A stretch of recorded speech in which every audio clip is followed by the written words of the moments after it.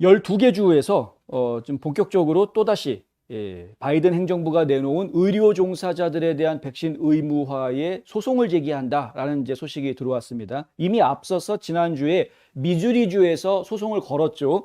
미주리에서 소송을 제기하니까 10개 주가 그 소송에 동참했습니다. 그렇게 해서 참여했던 10개 주가 엘라스카, 아칸소, 아이오와, 캔자스, 네브라스카, 뉴햄프셔, 노스다코다, 사우스다코다, 와이오밍이었습니다. 이건 저희가 지난주에 보도를 해드렸었는데요. 그런데 새롭게 12개 주가 다시 또 소송을 건 겁니다. 이번에는 루이지애나 주가 들고 나왔고요. 루이지애나 주가 소송을 걸면서 거기에 12개 주가 동참을 합니다. 몬태나, 애리조나, 엘라바마, 조지아, 아이다호, 인디애나, 미시시피, 오클라호마, 사우스캐롤라이나, 유타, 웨스트 버지니아 이렇게 줄줄이 지금 다 소송에 참여했습니다. 둘을 합치면 이제 22개 주가 소송을 건 것이죠. 이거는 앞서서 저희가 이야기하던 100명 이상 되는 근로자들을 가지고 있는 기업들한테 했던 거랑은 다른 얘기입니다. 의료 종사자들한테 백신 의무화하는 걸 반대한다라는 소송입니다. 이거를 왜 구분을 하느냐 하면은요.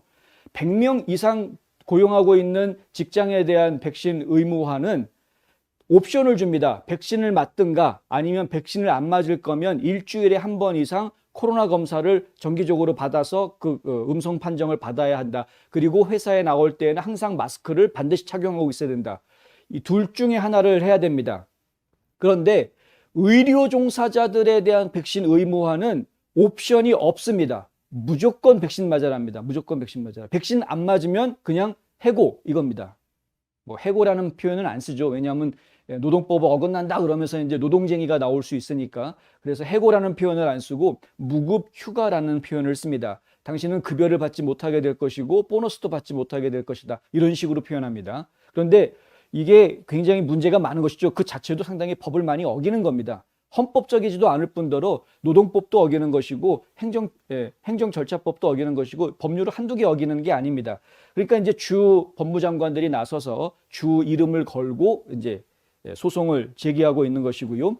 지금 의료 종사자들에 대한 백신 의무화 이 사항은 CMS라고 하죠. 이제 Center for Medicare and Medicaid. 그래서 이제 메디케어와 메디케이드를 연방정부에서 나오는 보조금이 있지 않습니까? 이 연방정부의 보조금을 받고 있는 모든 기관은 다 해당되는 겁니다. 그래서 병원만 해당되는 게 아니라 널싱홈 같은 일선의 의료 서비스를 제공하고 있는 모든 곳들이 전부 다 이곳에서 일하는 사람들은 근로자들은 전부 다 그 근로자가 간호사가 아니더라도 이거 중요합니다. 그 근로자가 간호사가 아니더라도 거기서 만약에 식당에서 음식 만드시는 분이다. 나는 병원 안에 있는 리셉셔니스트입니다.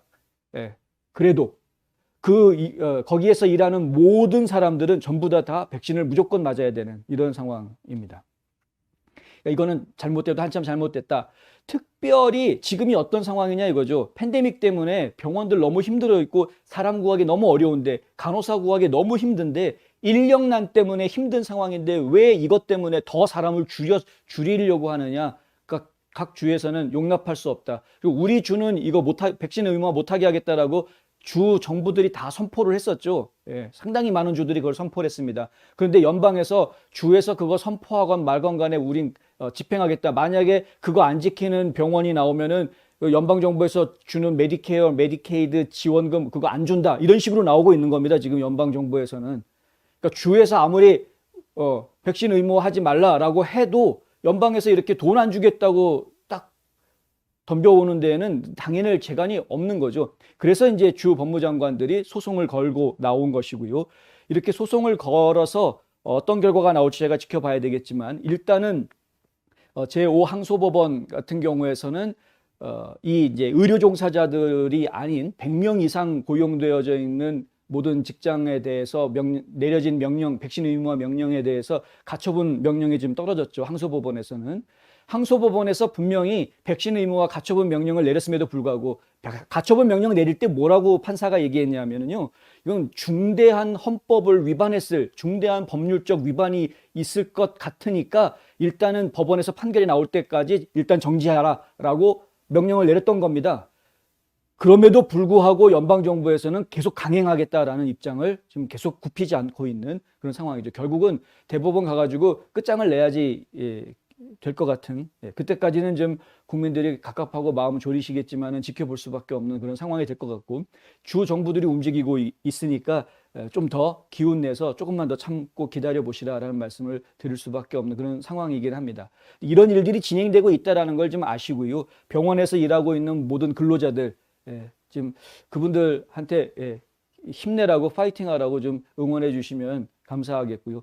병원뿐만이 아니라 정말 그 도우미 서비스 제공하시는 분들 많지 않습니까? 이런 그 건강 도우미 서비스 제공하시는 분들 같은 경우에도 상당히 지금 힘든 환경에서 가뜩이나 일하고 있는데 더 힘들게 자꾸 조여오고 있고, 그나마 일거리를 좀 뺏어가려고 정부가 지금 사람들 일거리를 뺏어가려고 하는 이런 상황에 부닥치게 되는 암담한 현실들을 지금 겪고 계실 텐데, 그분들 응원해 주시기 바랍니다. 작년만 해도 그분들은 정말 전 국민의 영웅이었습니다.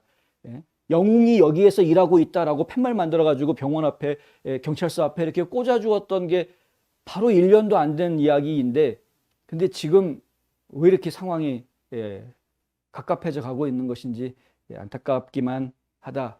좋은 결과가 법원에서 좋은 소식이 전해져 오기를 저희는 기도하고요. 좋은 소식이 오는 대로 또 곧바로 전해드리도록 하겠습니다.